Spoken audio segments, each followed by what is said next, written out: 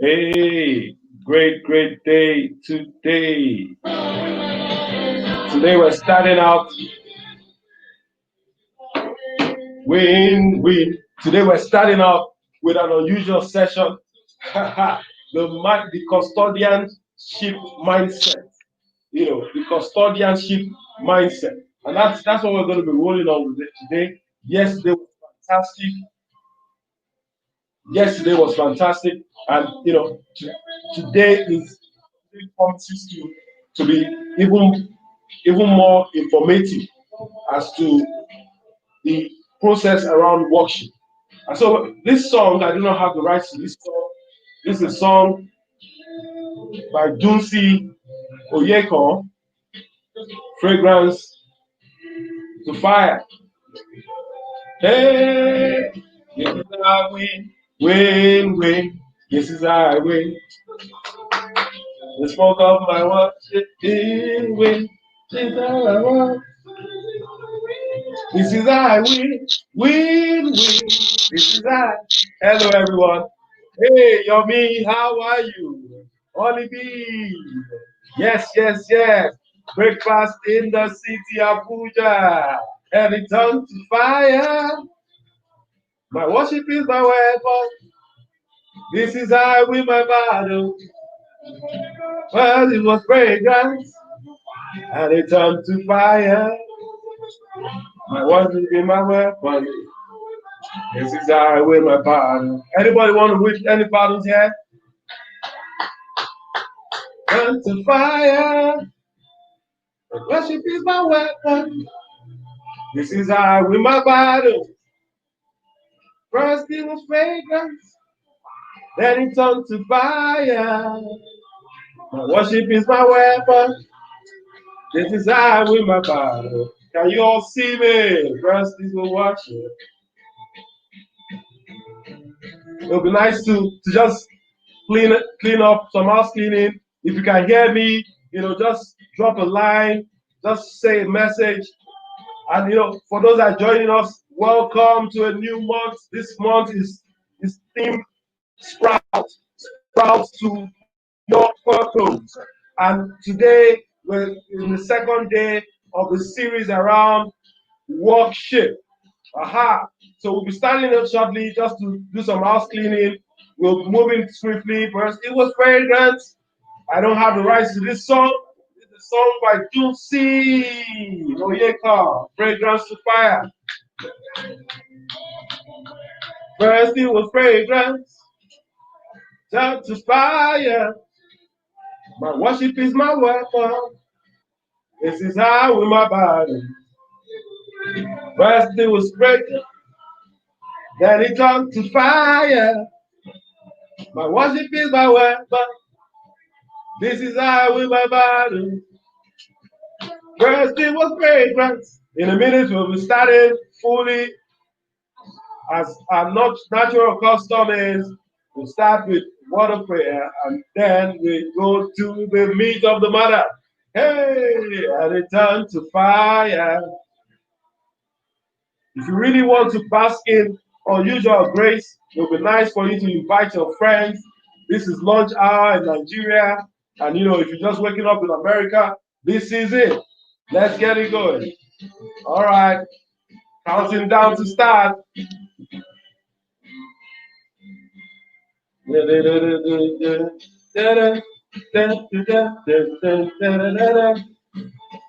Yes.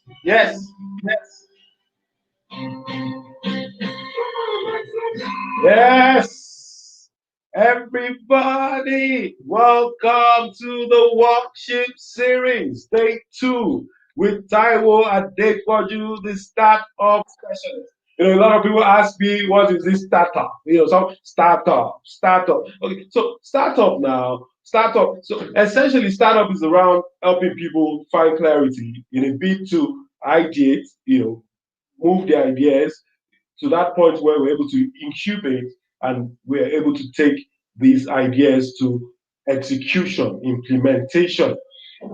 And one of the key things that is critical, even at this time, I haven't started our series yesterday. It was more of an intro. we went round about to discuss some of the things that I have come into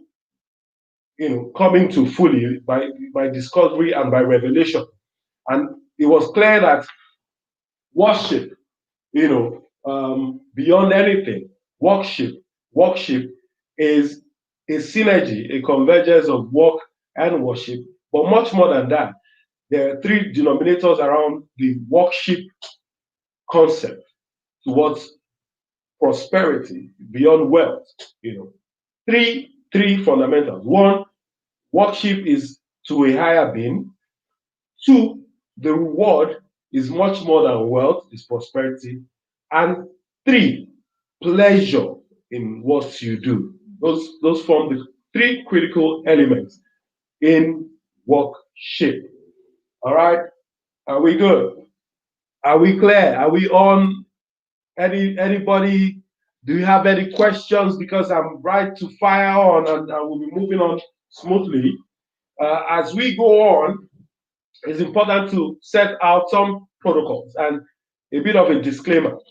So if you have a rigid mindset, because today we're also going to be dealing around mindsets, but not like you know it.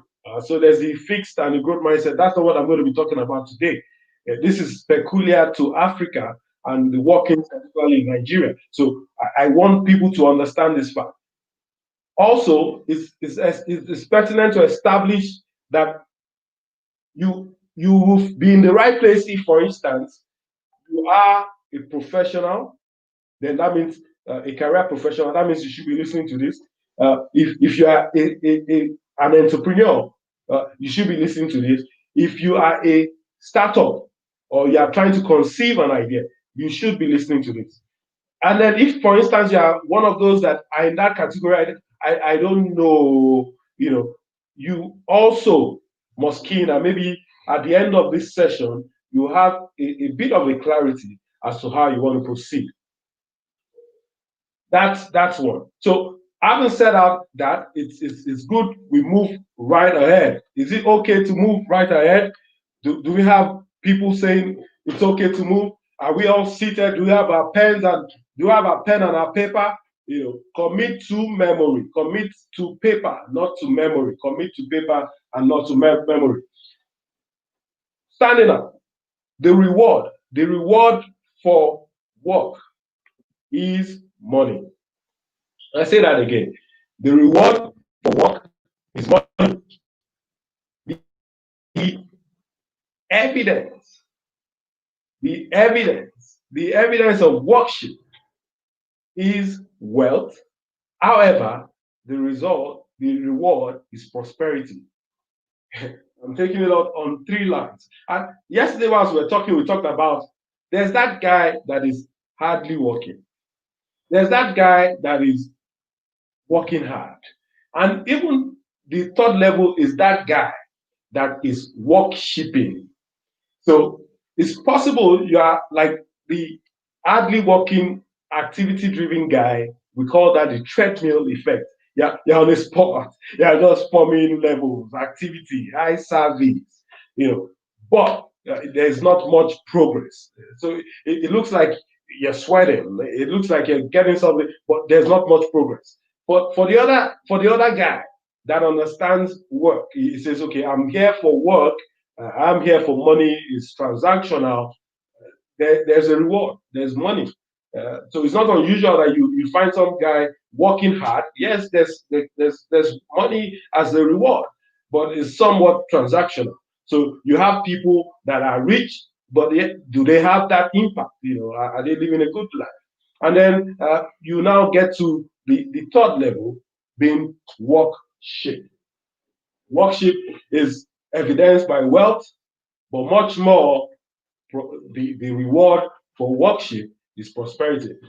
So for wealth and for money, you can actually count. It's measurable, it's tangible, it's palpable. But for prosperity, it goes beyond even it's transgenerational, and a lot of people miss out on that. And that's why you hear that companies have lasted for over 400 years. Companies have lasted for over 200. 100 years. Okay, we've managed to have a few in this climb that have been on for about 200, 250 years. But the issue is around the composition, the mindset. And I'll be running swiftly in line to addressing the mindset. Now, let me drop a bombshell. Cain, I believe that this audience knows the guy called Cain.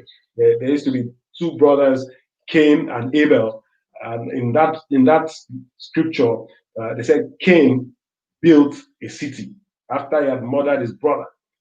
But I will exegete on this just in two minutes, just so that we're in the right, we get a right perspective around what I want to talk about. So there was a sacrifice that needed to have been given, offered rather, unto God. Now, Abel, the man diligent in his work, offered as sacrifice his own trade, the sacrifice, a living sacrifice. As it was custom at that time, it was important that we give a living sacrifice, that's a living, enlivened sacrifice, and not just a common sacrifice. Now, anyway, Cain had his rejected, not because he was selling vegetables or was growing vegetables and all of that, but ordinarily could have also garnered the wealth from money from that trade and also presented the sacrifice. All right, that's one. Two, he got out of the presence of God, got out of the presence of Eden, and then he went out in his restless nature. And at some point, beyond being a sojourner, he started to develop a city even outside of the grace of God. So it's not unusual for you to say, hey, what is this man talking about? So there's the application. There are principles that are time and tested, so that when you apply them, you definitely get rewards that are likened to a figment of a city, all right, building enterprises. So there are some people that probably don't understand that you are not worshiping but they build cities, and they build enterprises. It's okay, it's okay, and time will tell. However, those that go on this journey of worshiping are those that, even transgenerationally, you keep hearing their names, their impact is still being felt on and on. And that takes me, to the area of the focus of today, the 4 mindset, or the 4 mentality set, if you want to. And so, what's a mindset? It's actually the way and manner the mind is programmed or designed to accept or receive any information. So it's like the tuning of the mind, like the soil, the preparation of the soil. So if the mind is not properly set, put in the right direction or set in the right perspective, there's a likelihood that every other thing, can just be bungled out. What do I mean? I'm saying that if the ground is not well prepared, just like the mind is not well set, or like the sail is not well set, going to the direction you want to go might not be possible. So mindset is critical in this journey. And this, for the first time you're going to be hearing this, it was from personal research of my own understanding and my own journey. And I'll take you around four mindsets, 4 mentalities that we get ourselves logged in, and we should be operating on the 4th level. Almost like when I said the highest level of leadership is humility. The highest level of work, is to be a custodian. And I'm going to give you examples of those that have been in the custodianship ministry, or those that have acted so significantly in that order. The first, and in this order, is the squatter. The squatter, and I'm going to expand on this, and hoping that in the course of this session and the series, that the workshop series, which is a month-long series, we are also going to be touching a bit on the squatter mentality, or the squatter mindset. There's also the mindset around, I call it the rentier, the monopoly, the rentier mentality. The rentier mentality I also, it's funny that I've also climbed these steps. And I've gone. At one point was a squatter. I've been at some point. I've been a rentier. At one point I was having the ownership mentality, and at this level right now, I'm operating on the fourth being the custodianship realm. And so, what is the squatter mentality? It's almost like a caterpillar, when you go through the metamorphosis of a butterfly, that startup stage where the guy is crawling, he has no purpose, he's living life carelessly, frivolously, he's probably cajoling girls of easy virtue, he's just moving on without any direction in mind. The squatter, he believes that he has an entitlement mentality. So he feels that I have an uncle, I have a father. So you find that you have this squatter mentality. This squatter mentality is unproductive. Cannot seem to find you know direction as to how to move. It's the purpose. When like Bishop Oyedepo will say, when the purpose of a thing is not known, abuse is inevitable. He lives a life of aimlessness. He has no pointing, that he has no direction he's pointing to. And that's the squatter mentality. So the squatter mentality is such that, are you currently at that point where you don't even know why you're alive? You don't even know why you're working. I liken it to the guy. So they were building a cathedral. They were building a cathedral, and they commissioned different men, on this assignment. And so there's a guy that goes there, every day. He's going there. He doesn't know what they're building, but he's showing up. He's showing up like some people at their workplace today are just showing up. And when you ask them, why are you showing up? They are showing up because of the month end pay or day wage or the wages of the day. So that guy that is building the cathedral, he shows up just to lay a brick. He's just there, to lay one block at a time. So he shows up and they say, okay, lay block. And he says, okay, today I'm going to lay 50 blocks. Please, pay me my money. That's his mentality. There's no sense of belonging. There's no desire to know. He's just there, and after that day, he's probably done. He's off, to go and spend that money, and he's back again the next day. Is basically transactional. Then we have the rentier. The rentier is the at that point where you start to feel uncomfortable. You start to say, hey, I think there just must be something. Can I not just start, even if it means taking care of me, almost like the Maslow hierarchical theory of needs. They say, okay, can I just start to progress along that bottom? You're still at the bottom, the needs, the immediate needs, food, shelter, and all that. But you're saying, let me also still move up a bit. And so it's almost like you're taking a decision that now I must reroute myself in the right direction. And that's where you start to have the rentier, mentality. And let me say something. So whilst I was serving and I moved on in life, I realized that at some point I came in contact with a teaching which almost ruined my life. And there was a quote, and that's why you must be careful who you are hearing and what you are reading, because there seems to be so much junk out there. And it's okay. It was okay. It worked for me at that point. The guy says, get all you can, all you get, and sit on the can. Let me say it again. If, to tell you, I can say this offer because there was a time it was part of me. It says, get all you can all you get, and sit on the can. So as a rentier, someone that is like an employee just starting out, just saying, trying to get along, trying to find out my career, how to chart a course, that was what I was ingrained with. And it's really defeatist. It can only take you far to an extent. And guess what was happening?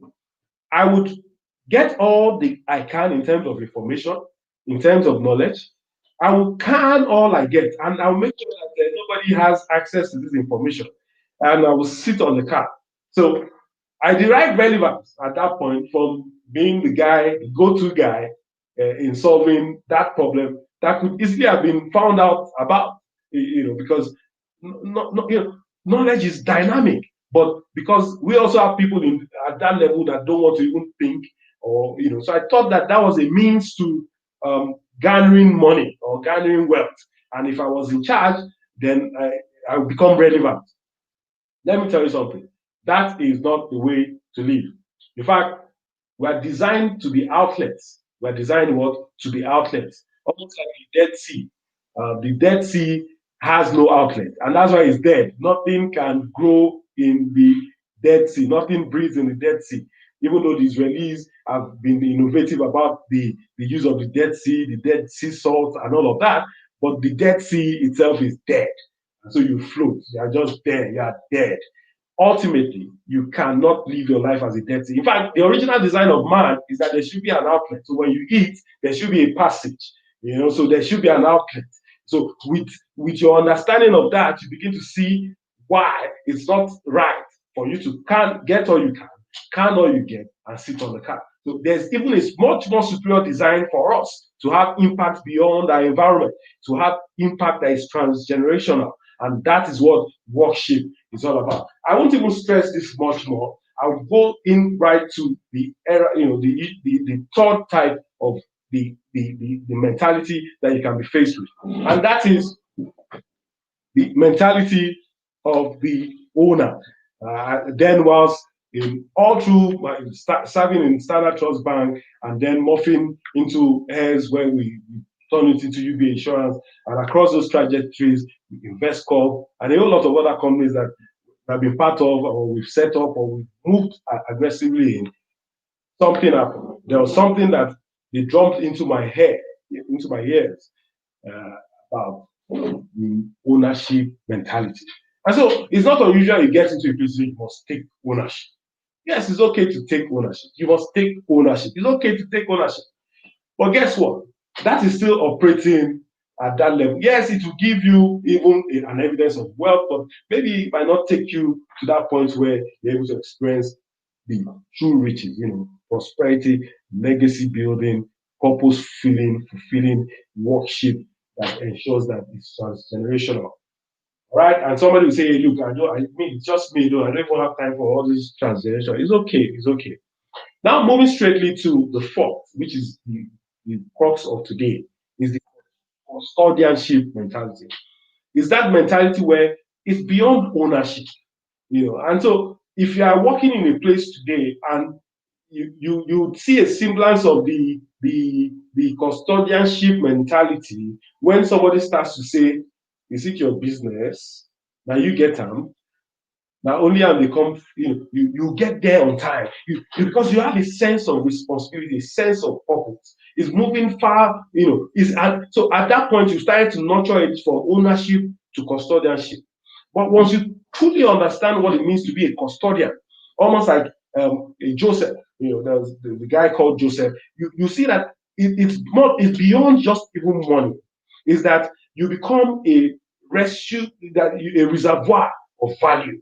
And when you're a reservoir of value, see, it's like constantly money and all other things will be added. Hey, being a reservoir of value attracts much more than wealth, but is evidenced by prosperity. And I can tell you without a doubt, I've experienced being a custodian, if you understand, operating at the custodianship level. Barack Obama operated at the custodianship level. Who would have thought that a black man will one day become the president of so the most powerful country in the world at some point? So with the way things are going, but at some point it was the most powerful country in the world. All right, I'll leave it at that. Who would have assumed or imagined that Barack Obama would have been the president of the country called America? Who would have been? Nobody. He had a custodian mentality. Today we talk about Jeff Bezos, and say, oh, he's clocking in on the 200 million or $1 billion mark. But it was from custodianship. He stood the course of time, pressed through and went through. And today what we celebrate is not just that Someone started up with an idea. It wasn't that. It wasn't just only that. It was that there was worshiping in that. There was there was a greater responsibility. And so I like to encourage people to say, you know what? Can we even start to have that custodianship mentality wherever we're working? Where you take charge. You take charge. It's not about title. It's not about the remuneration. It's not about your degree. It's about that I am a reservoir of value, and it must find expression. And in finding expression, it's going to impact my world, and which ultimately provokes and provides unusual grace. Ladies and gentlemen, look, this if you get this, that you need to operate at the level of custodianship, your mind must be set to operate at the level of custodianship. So if you're a business, you're thinking, how am I positioned to work as a custodian? You're thinking, what solutions can we bring? How can we impact the production of, say, for instance, I have some people that are in the manufacturing sector, I have people that are playing in the oil and gas. So how do we become a repository of value, a reservoir of value, where when people come, we're able to help address their issues? You see, people always come. And let me take it back to that guy at the cathedral. So there's a guy that goes daily just to lay a brick, and then there's a guy that goes that they've given him an idea that, look, what we're trying to do is to build a wall here. So beyond just being transactional, the guy has moved a step above rentier, or even above, sorry, the squatter, and moved to the mentality of rentier. So he knows that I'm here for a while, but it's not for the long haul. I'm here to build a wall. But the objective it wasn't to build a wall. They are building a cathedral. All right. So in building a cathedral, the custodianship mentality, the guy shows up. He knows now that I'm showing up because there's a bigger picture. And at some point in 2013, I think I got into that custodianship mentality. I was deployed to handle project manage a project somewhere in Warri, and it was supposed to be a day visit, and I ended up staying there for 9 months. And to God's glory, we were able to commission a 3-level 12 tankage tank farm, in excess of about 10.6 billion naira, in ingeniously through the custodianship mentality. In one of my, I'm going to be organizing a webinar soon, and I'm going to keep you informed as to how you can have the spirit to build, like Nehemiah, the building, the builder's spirit, the spirit of the builder. In the course of this, we're also going to be talking about the spirit of workmanship. I'm hoping that there will be some transformation that will be taking place. I'm hoping that it's okay we go to church, but can we start to apply? It's okay we go to the mosque. Can we start to apply? It's okay we go to the temple. Can we start to apply these key elements of worship? Worshiping is that you are walking beyond self. One, you are walking beyond another person.